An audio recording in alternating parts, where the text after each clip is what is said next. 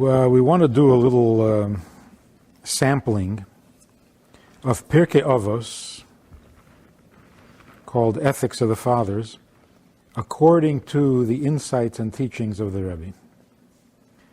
Because the Rebbe had a unique and original approach to Pirkei Avos. The Gemara says that if you want to be a chassid, you should study Pirkei Avos. Why? Because all the teachings in Pirkei Avos is beyond the letter of the law, which is what a chassid is, going beyond the letter of the law. But when you take a look at the various statements in Pirkei Avos, many of them don't seem to be beyond the letter of the law. They seem to be minimal decency and morality, simple ethics. So the Rebbe says, if that's how it appears, then you're not understanding it correctly. So you have to look a little deeper, because it has to be a principle or a concept that goes beyond the letter of the law. So for example, we're not going to do that Mishnah today, but just as an example. One of the statements in Pirkei Avos is, what is the sign of a wise man? And what are the signs of a fool? One of the signs of a wise man is that those things that he had not heard, he says, I haven't heard. Now, the simple meaning of that is that a wise man, if he doesn't know, says, I don't know. That's not beyond the letter of the law. That's basic honesty.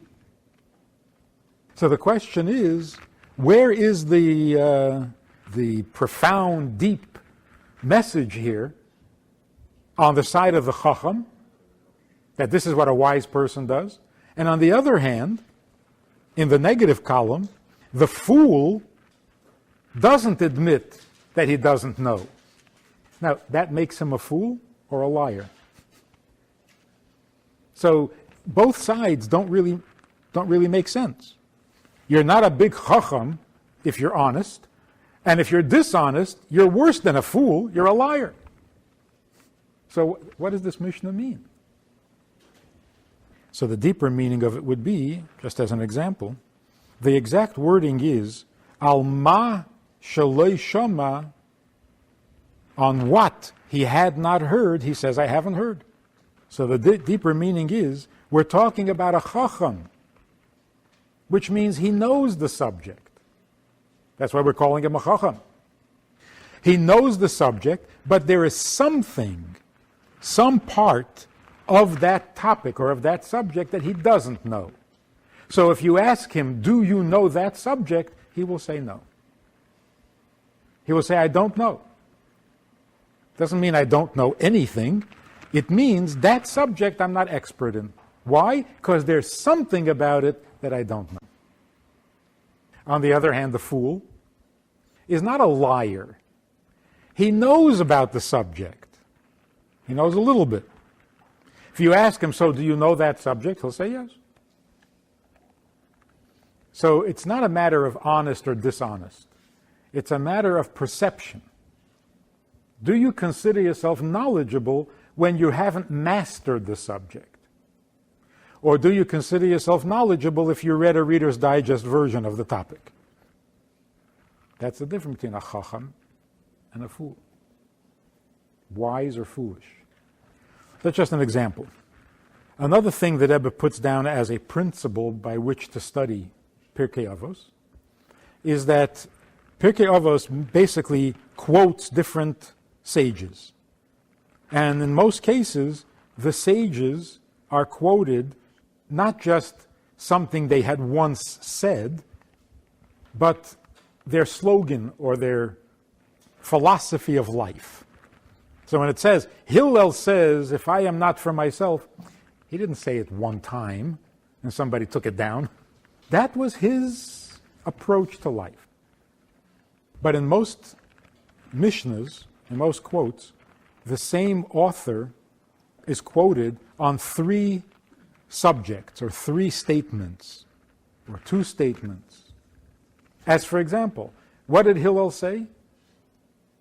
Three things. If I am not for myself, then who will be? If I am only me, then what am I? And if not now, when? So you have three quotes. The Rebbe says that when you learn a Mishnah and one author, one sage, is quoted to have said three things, those three things have to be related. The three quotes that are attributed to one author, those three topics or subjects or thoughts have to be related to each other. It's because the Mishnah doesn't quote just anything a man ever said. So the author of the Mishnah, in composing the Mishnah, selected a theme which are relevant, three things that build on each other, and therefore those three quotes come together. But it's not just that on one occasion he said this, on another occasion he said that, and they're not related. So when we learn a Mishnah, and there are three quotes, and they don't seem to be related at all, then you got to dig a little deeper because you're not understanding the Mishnah. In this example, Hillel said, if I'm not for myself, then who will be? But if I'm only for myself, then what am I? Okay, those two things hang together pretty good. But then he says, if not now, when? What is that? How is that part of the set?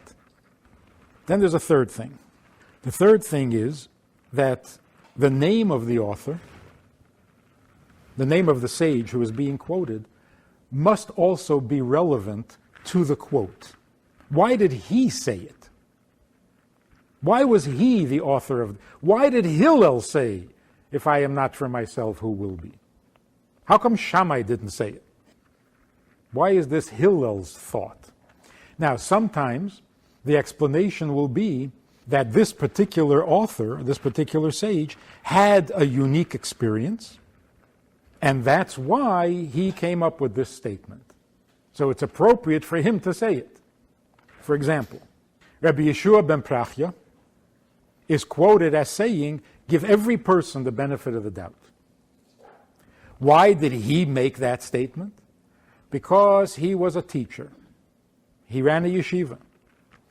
And one of his students was from Bethlehem. And he went bad and started his own religion and created a lot of anti-Semitism. But what had happened is that there had been a misunderstanding between the student and the teacher, who was Rabbi Yeshua ben Prachya. So Rabbi Yeshua ben Prachya said, give everybody the benefit of the doubt, even him. Had there not been that misunderstanding, all this horror, Inquisition, Crusades, blood libels, would never have happened, or wouldn't have been as bad. So give everyone the benefit of the doubt. Why is that Rabbi Yeshua's statement? Because of this experience that he had. Other times, the connection, the relationship between the statement and the author is in the meaning of his name. Because most names have a meaning.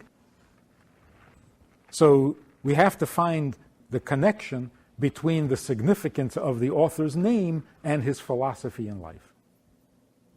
There are other things that the Rebbe uses as a general principle in the study of Mishnah, Pirkei Avos. For example, when a Mishnah would say, think about three things and you will never sin. Number one, number two, number three. The Rebbe says, we can count to three. Why does the Mishnah have to tell us there are three things and then give us the three things? You can just tell us the three things and we'll count. And we'll realize there are three. So why does the Mishnah say three things about what, and then tells you what the three things are? So there's got to be something to the significance of the number besides the three items that you're going to talk about. There's a significance to the fact that it's three. I'll tell you an interesting story on this Mishnah. In the days of the Alter Rebbe, when Hasidus was first beginning to spread through Europe, there were many sages, rabbis, who were a little skeptical of this new movement. Yeah. I guess every new movement gets a little skepticism from a traditional community. So there was some hesitation. One of the great sages of Russia had an occasion to be in the area, in the vicinity where the Alter Rebbe lived, and he thought he's going to go check it out. He wants to see what this is. And he decided that he has a question that's been bothering him forever, that nobody can answer. And he's going to put this question to the Alter Rebbe. If he answers the question, he's becoming a chassid. What was the question? There's a strange statement, a mysterious statement in the Midrash on the story of Adam and Eve and the eating of the tree of knowledge. There are many statements in the Midrash. What was the snake, and what did the snake say, and what did Chava say, and how did... One of the enigmatic statements there is that Adam sinned because he saw two, but he didn't see three. And he's asked every sage that he knew to explain that statement, and nobody knows. What does it mean? Adam sinned because he saw two, but he didn't see three. Don't you love these little puzzles? And without hesitation, the Rebbe said to him, the meaning is very simple. The Mishnah in Pirkei Avos says, look at three things and you won't sin. Look at where you came from, your humble beginnings as a fetus. Look at where you're going, to the grave. And look at who you're going to have to give an account to. So if you look at these three things, you won't sin. But Adam didn't have three things. He saw two, he didn't see three, because where did he come from? He didn't come from humble beginnings. So he didn't have the three considerations that keep you from sinning. So when the Mishnah says there are three things, or there are four things, or 10 things, and then gives you the 10 things, you got to ask, why did he have to do the counting for us? We can count ourselves. So what is the significance of the number 3 or 4 or 10? In general, I'm not sure, I don't think that the Rebbe is unique in this, but in general, every word in Pirkei Avos or in Mishnah has to be taken at face value. So when, for example, it says be very humble, it means be humble, not act like you're humble, not mumble your words so that people will think you're humble. Be humble. There are no euphemisms in Mishnah. Let me give you another example. Right at the beginning, the first opening statement of the Mishnah. Moshe received the Torah from Sinai, passed it on to Yoshua. Yoshua to the elders to the prophets passed it on to the men of the Great Assembly. Most people say, well, okay, that's a nice introduction, now let's get on with the message. The Rebbe says, no, there are no introductions. That's the message. So where is the message in the fact that Moshe gave it to Yeshua, Yeshua gave it to the prophets, to the judges?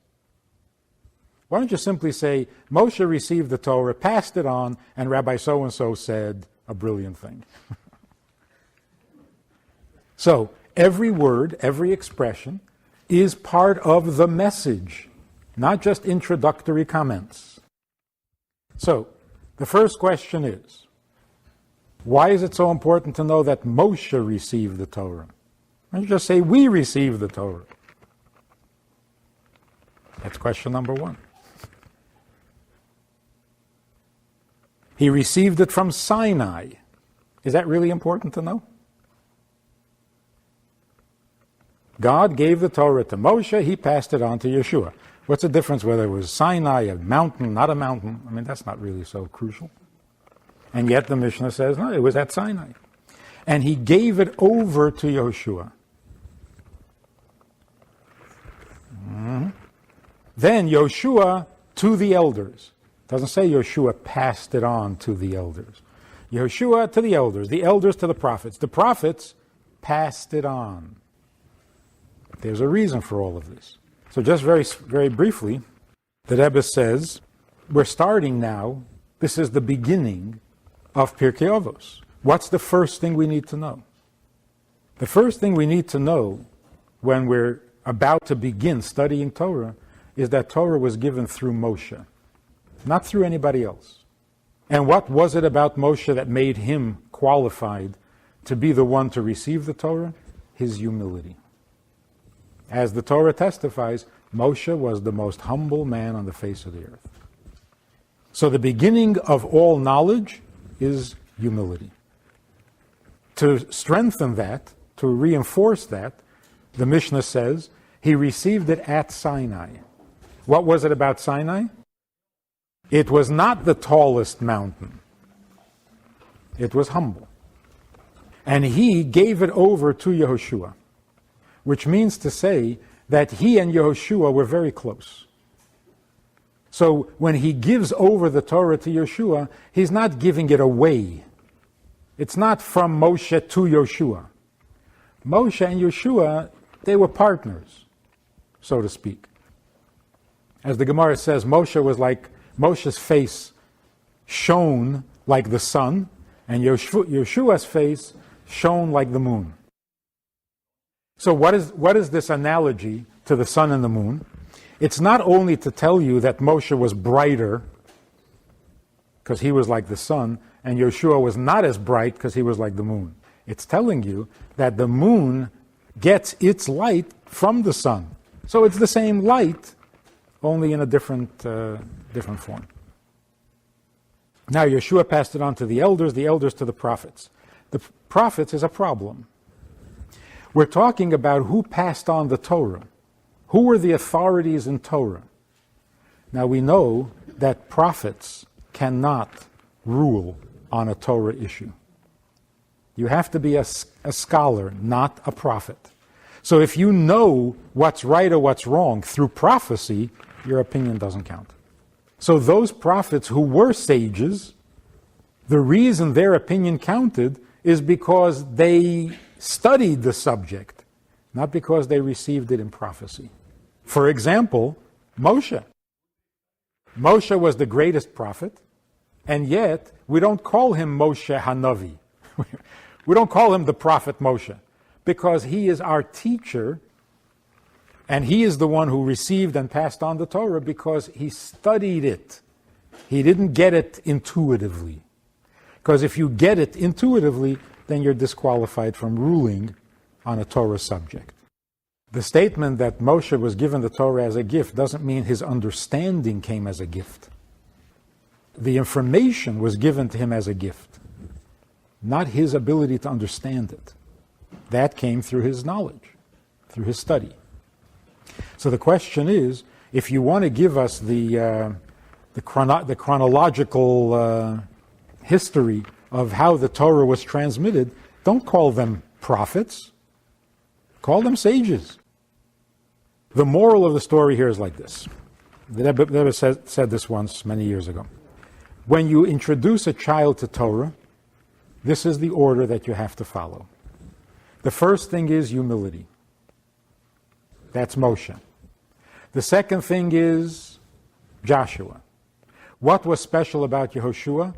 He never left the tent. No matter what was going on, and there was a lot of stuff going on in those 40 years in the desert, Yeshua never interrupted his studies. So what does that show? Diligence. So the first moral is Moshe, humility. The second is diligence.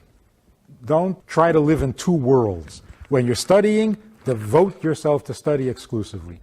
So a boy or a girl beginning their study of Torah shouldn't have other projects or other agendas. They should be free to study. The third thing is the elders. Elders, of course, means wise. Age means wisdom. So you accept the Torah originally out of humility. And that's why the first thing we teach a child is Torah tziva lanu Moshe. That's the first lesson a child is taught. And when he's told this, it's without questions. Moshe brought the Torah from heaven. How, why, where? No questions. Just listen to what I'm telling you. Humility. So a child has to begin the study of Torah on the basis of humility.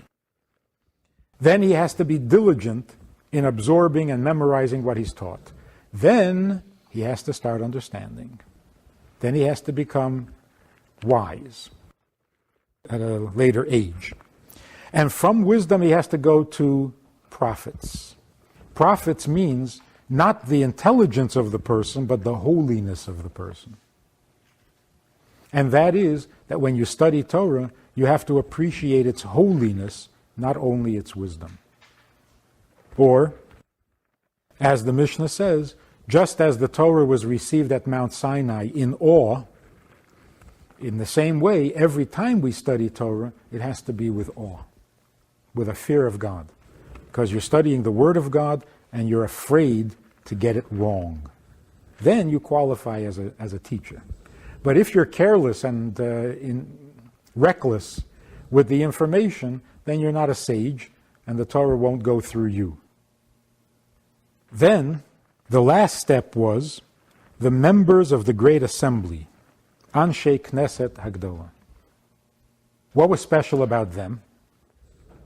To make a long story short, they were not great only in their personal accomplishments, they were great in what they accomplished in changing the world. So a student is basically living in a world of his own. He's educating himself. But eventually, and you have to know this right from the beginning, that eventually your knowledge is not just for you. The knowledge you're gaining as you study Torah has to eventually be used to change the world for the better. And that is the members of the Great Assembly. Then the Rebbe goes on to say, the Mishnah then says, they, the members of the Great Assembly, said three things. They said, be very patient in judgment, raise up many students, and put a fence or a protective distance around the law. And the Rebbe explains why these three things belong to the same Mishnah as the chain of transmission of Torah.